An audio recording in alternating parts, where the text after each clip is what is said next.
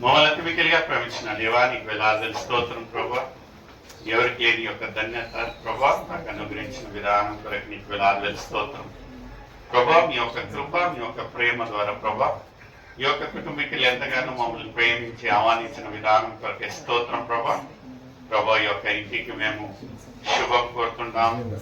Shalom అనగా ప్రభా మీ యొక్క ప్రసన్నత ప్రభా ఈ యొక్క ఇంట్లో ఉండేలాగా సాయం దయచేయండి ప్రభా. పాటల ద్వారా మిమ్మల్ని మహిమపరిచించడం, ఆరాధన ద్వారా మిమ్మల్ని ఘనపరిచించడం ప్రభా. వాక్య సందేశంలో వెళ్తుండగా యా ఒక్క యోగ్యత లేనివన్నీ ప్రభా ఆయనను మీరు ఎన్నుకున్న విధానం కొరకు స్తోత్రం ప్రభా. మీ యొక్క కృప, మీ యొక్క ప్రేమ ద్వారా ప్రభా ఈ యొక్క వాక్యం ప్రభా కావాల్సిన బలము, శక్తి, పరలోక జ్ఞానం దయచేస్తారంటూ యేసయ్య పరిశుద్ధ నామం అడిగి వేడుచున్నాను తండ్రి.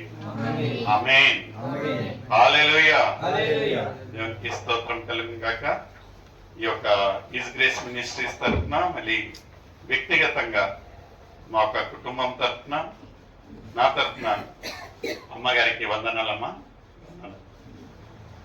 అదే రీతిగా అక్కగారికి, వసంతన్న గారికి ఎవరైతే ఇక్కడ కూటము నడిపించడానికి అవకాశం ఇచ్చినందుకు అన్నగారికి వందనాలు. ఈరోజు వాక్య సందేశము అందరికీ తెలిసిన రీతిగా శిల్వ ధ్యానము ప్రతిరోజు మనము ఆలయంలో శిల్వ ధ్యానం నడిపిస్తున్నాము. ఈరోజు 38వ రోజు. నిజంగా దేవుని యొక్క కృప, దేవుని యొక్క ప్రేమ ద్వారా ఇన్ని రోజులు ఆయన ఒక సన్నిధిలో ఒక సహవాసంగా నడిపించిన విధానం కొరకై దేవుని స్తుతిస్తూ ఈరోజు వాక్య సందేశము మొదటి రాజుల గ్రంథం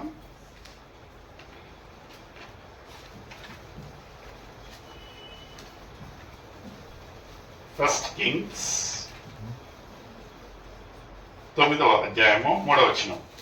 తీసిన వారు చదివి సహకరించండి. 1 Kings 9th chapter 3rd verse.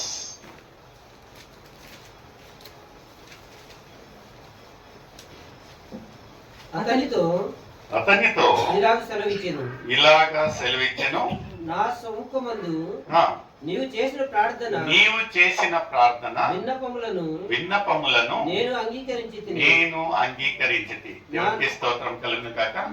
చూడండి ప్రియమైన సోదరి సోదరులారా, మనము ఒక సహవాసంలో లేకపోతే దేవుని యొక్క ఆలయంలో మనం ఒక కూటంలో కూర్చున్నప్పుడు మనం ఏం చేస్తామంటే దేవునితో మాట్లాడాలంటే దేవునితో సంభాషణ అంటే ఏ రీతిగా సంభాషణ ఉంటున్నదంటే ప్రార్థన మన ఒక మొరలను మనము దేవునికి చెప్పుట.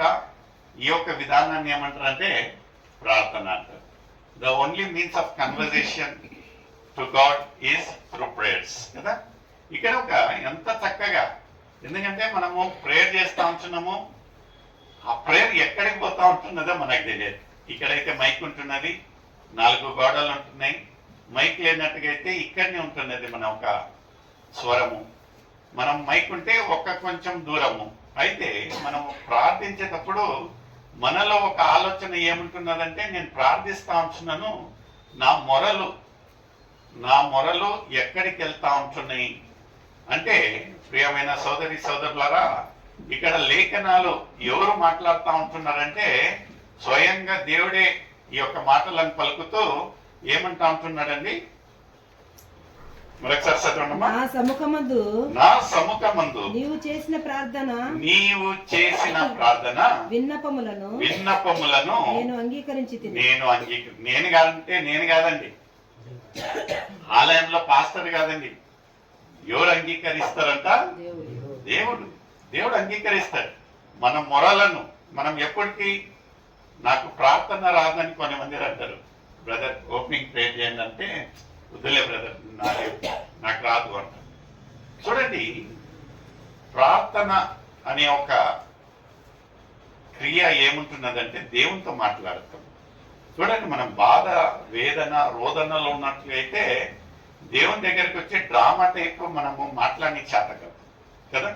కొన్ని మంది అంటారు, బ్రదర్ నాకు అలాంటి ప్రార్థన రాదు, నాకు ప్రార్థన చేయడం రాదు అంటారు. అయితే దేవుడు మన యొక్క మొరలను, మన యొక్క స్థితిగతులను ఎరిగిన దేవుడు.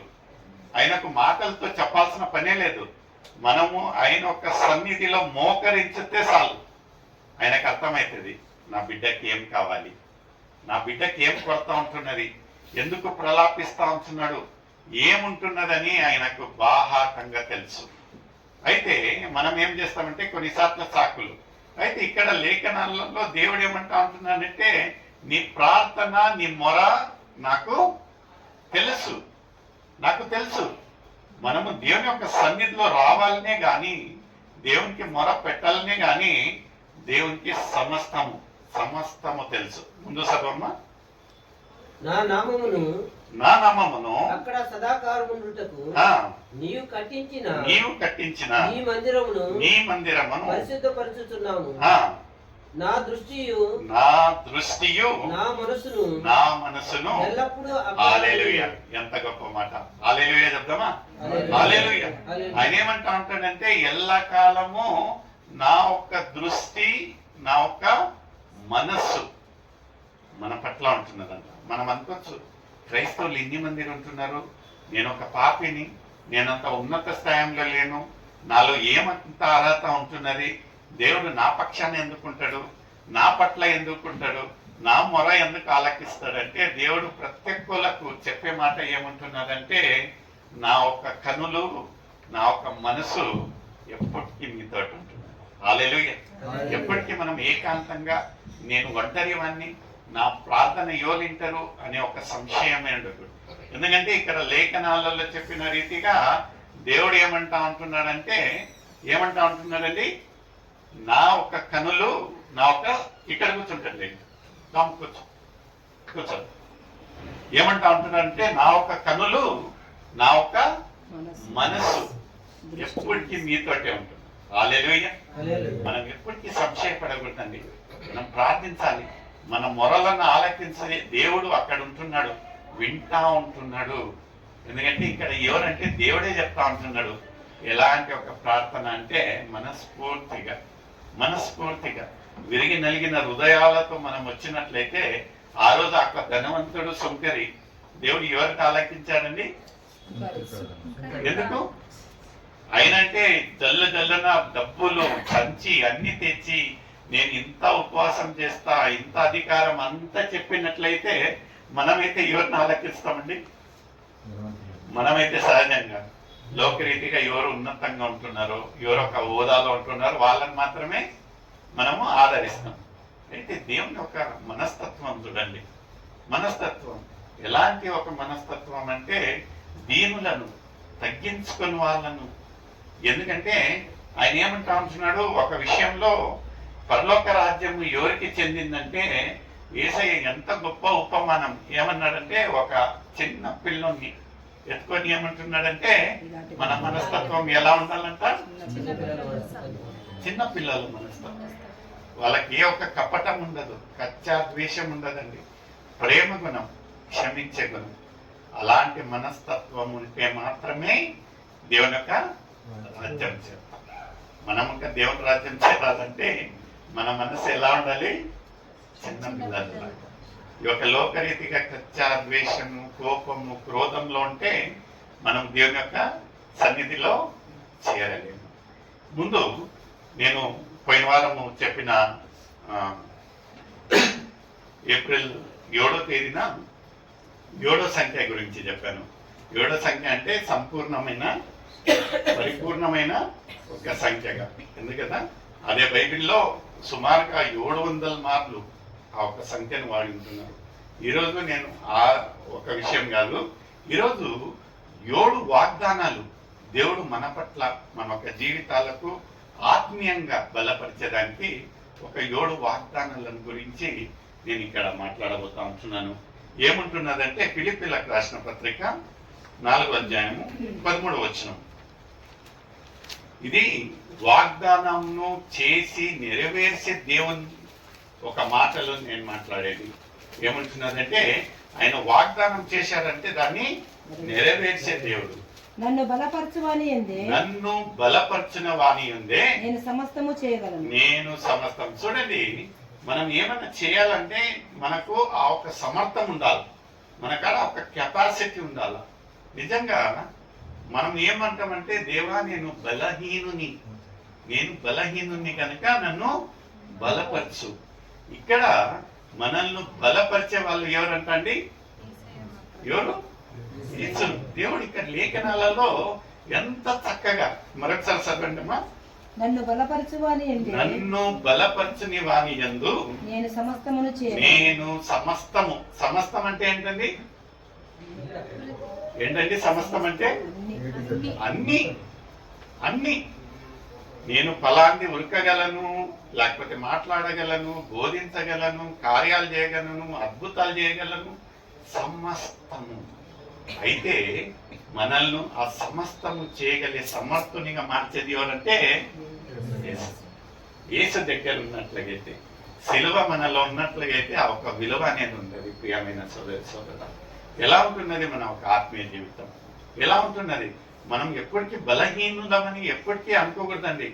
బలహీనులను బలపరిచేదానికి యేసయ్య ఈ యొక్క లోకానికి వచ్చి ఉంటున్నాడు. మనం నమ్ముతాంటున్నామా? ఇన్ని రోజులు ప్రతి సాయంకాలము యథావిధిగా మనము నిష్టగా ఈ యొక్క శిల్వ ధ్యానం చేస్తూ ఉంటున్నాము. నిజంగా ఆ ఒక దేవుడు నన్ను బలపరుస్తాడు. వచ్చేటప్పుడు మాత్రం బలహీనంగా వస్తాం కదా. ఎందుకంటే దేవుడు బలపరిచే దేవుడిని మనం సేవిస్తూ ఉంటున్నాం. ప్రేమైన సోదరి సోదరుడు, ఇక్కడ ఎవరు ఉంటారంట మన పక్షాన? యేసు దేవుడు ఉంటాడు మన పక్షాన, బలపరిచే దేవుడు. ఒక మంచి ఉదాహరణ ఏమంటున్నదంటే గొలియాతు దావీదుది. దావీదు గొలియాతు ఒక గాత్రాన్ని చూసినట్లయితే, సైజును చూసినట్లయితే ఇతను ఒక చిన్న బచ్చా. ఎవరు? దావీదు. నవ్వాడంట గొలియాతు. ఏంద్రా వీళ్ళకి ఎవరు దొరకలేదు, పోయి ఈ పిల్లని పంపారు. పోతే పోయింది, ఆ ఒక కుర్రవాడిని పిల్లని పంపినాను, అతనికి ఏం శస్త్రాలు వస్త్రాలు వేయకుండా పంపారు. ఇతన్ని కుక్కలను పక్షులను తరిమేసి ఒక ఏంది అతనికి అసహ్యం అనిపించిందంట. ఎందుకంటే అట్లీస్ట్ పోరాడాలి, కొట్లాడాలంటే కొంచెమన్నా సరి సమానంగా ఉండాలి. ఇది ఏంటంటే చూడండి ప్రియమైన సోదరులు, మనం గమనించాల్సిన విషయం ఏముంటుందంటే దావీదును ఎవరు ఎన్నుకున్నాడంట? దేవుడు ఎన్నుకున్నాడు. దేవుడు ఎన్నుకొని ఆయన పక్షాన ఎవరున్నారండి? దేవుడు ఉన్నాడు. ఇప్పుడు దావీదు అతన్ని ఒక సైజును చూసి మోసపోయి భయపడి ఉరికిపోలేదండి. లేకపోతే అతని కాడ ఖడ్గం ఉంది, నేను ఒక ఖడ్గం తీసుకుంటా, అతని కాడ హెల్మెట్ ఉంది, నేను ఒక హెల్మెట్, ఏం లేదు. వాళ్ళు వేశారు. ఎవరు? వాళ్ళు సైనికులు వేశారు. నైనా నువ్వు పోయేది అదా యుద్ధం చేయనికి, ఇవన్నీ వేసుకుంటే అతనంతా తిరస్కరించారు. ఎందుకంటే అతని ఒక నమ్మకము ఏమున్నదంటే నన్ను బలపరిచేవాడు దేవుడు, నేనెందుకు భయపడాలి? అతని కాడ ఉన్న ఒక శస్త్రం ఏముంటున్నదంటే ప్రార్థన. అతను ప్రార్థన పూర్వకంగా నిజంగా ఈ రోజు ఇంకా మనల్ని నడిపిస్తా ఉంటున్నాడంటే మనల్ని బలపరిచే దేవుడు. అక్కడ మనకి ఎక్కడి నుంచి బలం వస్తుందంటే ఈ యొక్క లేఖనాలలో ఎంత చక్కగా ఏమంటా ఉంటున్నదంటే నన్ను బలపరిచింది. ఎప్పటికీ మనము నిరుత్సాహపడకూడదండి. ఏంది నాకు శక్తి లేదు, శారీరకంగా మనం బలహీనంగా ఉంటామేమో కానీ అయితే ఆత్మీయంగా కాదు. నేను ఇంతకు ముందుగా చెప్పాను, అతను ఎవరండి? ఆస్ట్రేలియాలో ఒక గొప్ప బోధకుడు వికీ అతనికి కాళ్ళు చేతులు లేవండి, లేవు. అతను మాంసపు ముద్ద. డాక్టర్లు చెప్పారంట ఎందుకు ఈ భారము ఏదన్నా ఇంజక్షన్ వేసి చంపేస్తే అయిపోలే. అతనిలో చలన అంటే తల మాత్రమే.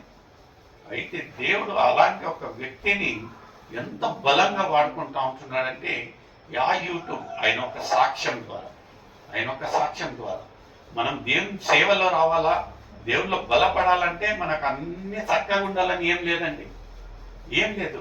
దేవుని పైన ఒక నమ్మకం, నిజంగా ఆయన ఒక సాక్ష్యాన్ని, ఆయన ఒక ఆకారాన్ని, ఆయన ఒక పరిస్థితిని చూసి ఎన్ని మందిరు మారారంటే అన్ని మందిరు మారారు.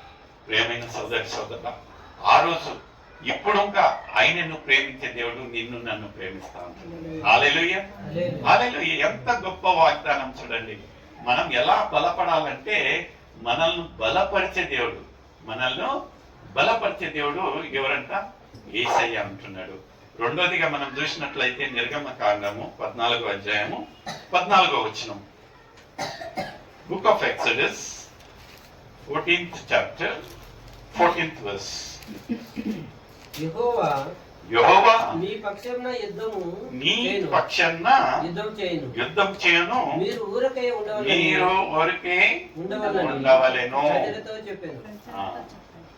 మనం ఎలా ఉండాలంటండి? ఊరికేనే ఉండాలి. ఎందుకంటే ప్రార్థన చేయాలి, గమ్మునుండాలి. ఇప్పుడు ఇంకా జరిగే ఒక మీడియాలో మనం చూసినట్లయితే ప్రవీణ్ పగడాల గురించి మన వాళ్ళు ఏం చేస్తా ఉంటున్నారండి? క్రైస్తవులు ఊరికేనే ఉన్నారు, ఊరికేనే. అదే వేరే ఒక విషయంలో అంటే ఈ పాటికి ఎన్ని అలజడులు జరిగేటియో. అయితే మన వాళ్ళు ఎలా ఉన్నారు? మౌనంగా ప్రార్థిస్తూ ఉంటున్నారు. We are just praying. ఎందుకంటే వాళ్ళకు ఈ యొక్క లేఖనాలలో ఏముంటున్నది అనేది వాళ్ళకు తెలుసు. మనం ఇంకా ఎప్పటికీ ఎవరినన్నా మనము కచ్చ తీర్చుకోవాలి, లేకపోతే మనము అలాంటి పరిస్థితి నుంచి బయటికి రావాలంటే the biggest and the very beautiful mantra in the Bible is to ప్రే.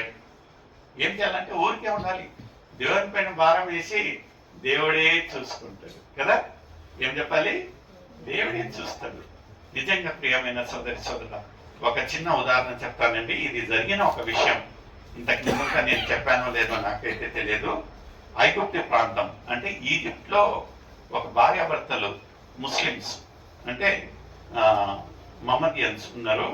వాళ్ళలో ఏమయ్యాదంటే ఈమె ఎవరైతే భార్య ఉంటున్నారో దేవుని నమ్ముకున్నది, యేసయ్యను సొంత రక్షకునిగా అంగీకరించినప్పుడు ఇతనికి ఇంకా ఏం ప్రాబ్లం కాలేదు, ఎవరికి? భర్తకు. అయితే వాళ్ళొక సంఘస్థులు, వాళ్ళొక గ్రూప్ వాళ్ళు ఏమని చేశారంటే, ఇలాంటి అన్ని కుదిరే పని కాదు, నువ్వు నచ్చ చెప్తే మీ ఆమెను నచ్చ చెప్పి మళ్ళీ మన ఒక మతానికి రామని, లేనట్టుగా అయితే ఆమెను మనము ఫోర్స్ఫుల్ గా హతమార్చాలి. అంటే ఈయనకు చాలా బాధ అనిపించిందంట. బాధ అనిపించి ఏమన్నాడంట, ఉదయ్య మీరు అలాంటి పనులు చేయబాకండి, నేను ఆమెను కన్విన్స్ చేయడానికి ట్రై చేస్తానని చాలా మార్లు చెప్పాడంట. అమ్మా నాకు తెలుసు నువ్వు సేవించే దేవుడు నిజమైన దేవుడు, నిజమైన దేవుడు అని నాకు ఇంకా తెలుసు. అయితే మనం ఉండే ఒక పరిస్థితులు ఎలా ఉంటున్నాయంటే, నిజంగా నేను నిన్ను చాలా ప్రేమిస్తా ఉంటున్నాను, నేను కోల్పోయేది నాకు అసలు ఇష్టం లేదు అంటే ఆమె అడిగాదంట.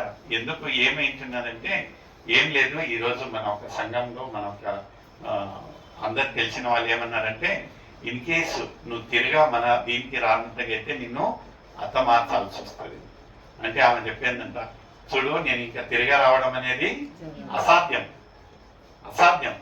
అయితే ఒక పని ఏం చేయొచ్చు అంటే, నేను వాళ్ళ చేతుల్లో మరణించేది కంటే నాకు తాళి కట్టిన నీ చేతిలో మరణించేది బెస్ట్. అందుకని కావాలంటే నువ్వు నన్ను చంపివే, నాకు అంగీకారమే. అంటే ఇతను బ్యాంక్ ఎంప్లాయీ. సో ఇతనికి చాలా బాధ కలిగిందంట. ఏంది మాకు ఇంత చక్కగా చెప్పినాను అర్థం కావటం లేదు, ఏంది దేవుని పైన ఈ యొక్క పిచ్చి ప్రేమ, ఏంది నమ్మకము, ఏంది విశ్వాసము, ఎక్కడి నుంచి వస్తాను ఇంతటి బలం అనుకొని ఆయన సరేలే చూద్దామని ఆయన ఇంకా ప్రేర్ చేయడం స్టార్ట్ చేశారంట. ప్రేర్ చేయడము ఆ రోజున వాళ్ళ సంఘస్థులు కనపడి అడిగారంట, ఏమైంది మీ భార్యకి చెప్పిండ్రా, లేకపోతే తెలుసు కదా ఈ యొక్క ఆదివారము ఆమెను మేమే హతమారుస్తాం అంటే అతను ప్రార్థిస్తూ, ఇప్పుడు అతనికి ఒక కారణం కావాలి కదా, ఊరికే కోపం రాదు, క్రోధం రాదు ఒకళ్ళను చంపాలంటే. అందుకని ఆమె పైన ఒక నెపము, ఆమె పైన ఒక బ్లేమ్ వేసి ఆ ఒక కోపం క్రోధంలో ఆమెను చంపాలని ఇతను ఏం చేశాడంట, ఇతను బ్యాంక్ ఎంప్లాయీ కదా, బ్యాంక్ ఎంప్లాయీ మేనేజర్ గా ఉంటున్నాడు. ఇతను ఏం చేశాడంటే ఆ ఒక బ్యాంక్ తాళాలు ఏముంటున్నాయో ఈయన ప్రతిరోజు తెచ్చి ఈమె చేతికి ఇచ్చేవాడు, ప్రతిరోజు మార్నింగ్ పోయేటప్పుడు ఆమె దగ్గర నుంచి తీసుకొని వెళ్ళేవాడు. ఆ రోజు ఏమైపోయాడంట, ఇంకా ఈమె పైన ఒక నెపం కావాలి కదా కంపెనీకి, ఈయన ఏం చేశాడంట, వస్తూ ఆ ఒక ఐగుప్తి ప్రాంతంలో ఉండే నైల్ నది అంటే అంత ఇంత చిన్న చెరువు కదండి అది, నైల్ నది.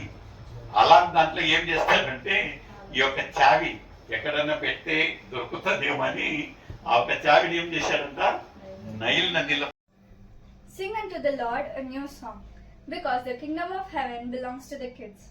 Praise the Lord. Greetings to you all in the matchless name of Lord Jesus Christ.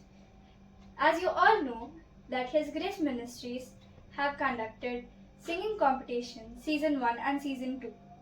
It's a good news for all the kids aged between 4 years to 13 years because His Grace Ministries are launching Kids Special Singing Competition. All the details will be provided to you all if you all contact us. Registration fees for group is 500 rupees and solo 200 rupees. Don't hesitate. It's a beautiful platform live casting in Shubhavakyam channel. Thank you.